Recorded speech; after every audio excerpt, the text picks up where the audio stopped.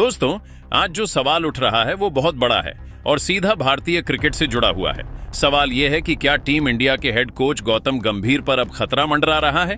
क्या BCCI 2027 world cup से पहले ही कोई बड़ा फैसला ले सकती है? क्योंकि कागजों में भले ही गौतम गंभीर का कॉन्ट्रैक्ट 2047 वर्ल्ड कप तक का हो, लेकिन मैदान पर जो तस्वीर नजर आ रही है उसने फैंस को सोचने पर मजबूर कर दिया है। गौतम गंभीर ने जुलाई 2024 में टीम इंडिया के कोच का पद संभाला था। उस वक्त उम्मीदें आसमान पर थीं।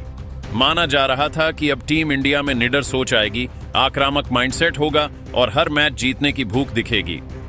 गंभीर का नाम आते ही लोगों को लगा कि अब ड्रेसिंग रूम में डिसिप्लिन होगा, खिलाड़ियों में डर नहीं बल्कि जिम्मेदारी होगी।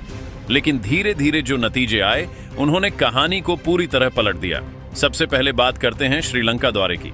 वनडे सीरीज में टीम इंडिया को हार का सामना करना पड़ा। हारना कोई गुनाह नहीं है, लेकिन जिस तरह से टीम ने घुटने टेके वो चिंता का विषय था। बल्लेबाजी में निरंतरता नहीं दिखी, गेंदबाजी में वो धार नहीं थी और फील्डिंग भी औसत नजर आई।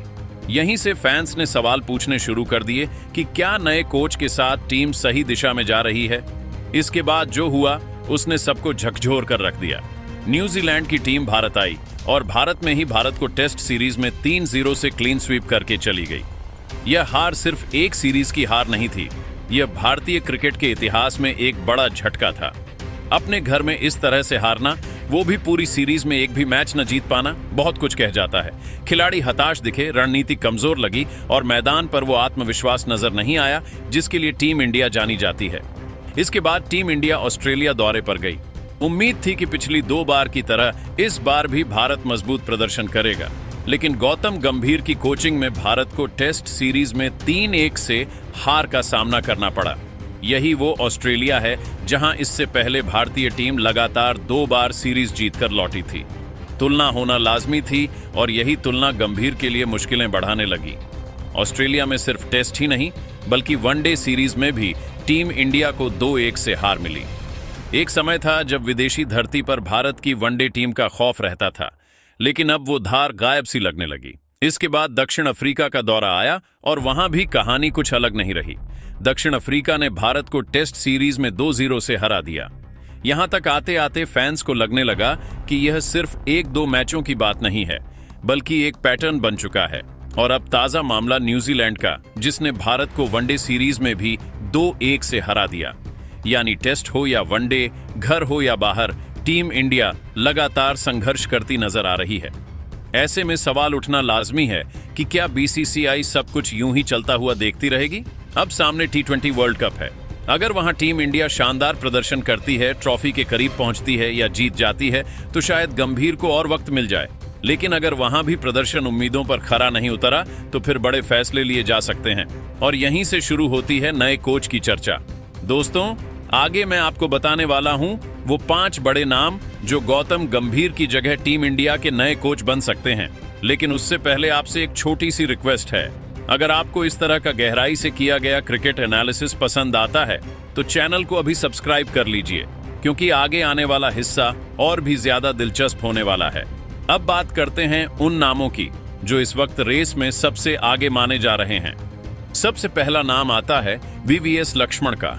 इस वक्त वो नेशनल क्रिकेट एकेडमी के हेड हैं और भारतीय क्रिकेट सिस्टम को अंदर से बहुत अच्छी तरह समझते हैं। लक्ष्मण ऐसे इंसान माने जाते हैं जो बेहद शांत, सुलझे हुए और बिना किसी ईगो के काम करने वाले हैं। ड्रेसिंग रूम में माहौल कैसे संभालना है, सीनियर और जूनियर खिलाड़ियों के बीच बैलेंस कैसे बनाना है, ये सब उन्हें अच्छे से आता है। टेस्ट क्रिकेट में वो खुद एक महान खिलाड़ी रहे हैं और मुश्किल हालात में टीम को संभालने का अनुभव उनके पास भरपूर है। IPL में भी वो कोचिंग कर चुके हैं। अंडर 19 और इंडिया A के खिलाड़ियों के साथ काम कर चुके हैं, इसलिए टैलेंट को पहचानने की नजर भी उनमें है। अगर बीसीसीआई किसी ऐसे कोच की तलाश में है जो सिस्टम को तोड़े नहीं बल्कि उसे मजबूत करे, तो VVS लक्ष्मण सबसे सुरक्षित और मजबूत विकल्प माने जा सकते हैं। दूसरा नाम है आशीष नेहरा का। पिछले कुछ सालों में नेहरा ने कोच के तौर पर खुद को साबित किया है। गुजरात टाइटंस जब नई टीम बनी थी तब शायद ही किसी ने सोचा था कि वो इतनी जल्दी चैंपियन बन जाएगी। लेकिन नेहरा की कोचिंग में टीम ने IPL जीता, फाइनल खेला और लगातार टॉप टीमों में बनी रही। नेहरा का अंदाज बाकी कोचों से अलग है। वो खिलाड़ियों को ज्यादा दबाव में नहीं रखते, उन्हें आजादी देते हैं और भरोसा दिखाते हैं। मैदान के बाहर मस्ती मजाक और मैदान पर फोकस, ये बैलेंस नेहरा अच्छी तरह बना लेते हैं। यही वजह है कि खिलाड़ी उनके साथ खुलकर खेलते हैं। अगर टीम इंडिया में भी ऐसा ही माहौल बनाना हो तो नेहरा एक फ्रेश और मजबूत विकल्प हो सकते हैं। तीसरा नाम सौरव गांगुली का है, पूर्व भारतीय कप्तान जिसने भारतीय टीम को विदेशी धरती पर लड़ना सिखाया। गांगुली सिर्फ कप्तान ही नहीं रहे बल्कि एक लीडर रहे हैं। बीसीसीआई अध्यक्ष के तौर पर भी उन्होंने कई बड़े फैसले लिए हैं, युवा खिलाड़ियों को मौके दिए हैं और सिस्टम को करीब से देखा है। खुद गांगुली ये कह चुके हैं कि अगर उन्हें कोच बनने का मौका मिला तो वो इसके लिए तैयार हैं। इस वक्त वो फ्रेंचाइजी क्रिकेट में कोचिंग कर रहे हैं और लगातार क्रिकेट से जुड़े हुए हैं। अगर गांगुली टीम इंडिया के कोच बनते हैं तो टीम में आक्रामक सोच, आत्मविश्वास और विदेशी दौरों में लड़ने का जज्बा साफ नजर आ सकता है। फैंस के लिए भी यह एक बड़ा नाम होगा और टीम को नई पहचान मिल सकती है। चौथा नाम है महेंद्र सिंह धोनी का, भारत के सबसे सफल कप्तानों में से एक जिसने टीम इंडिया को हर बड़ी ट्रॉफी जिताई है। धोनी का नाम आते ही खिलाड़ियों में अपने आप सम्मान पैदा हो जाता है। उनका सबसे बड़ा प्लस पॉइंट है उनका शांत दिमाग।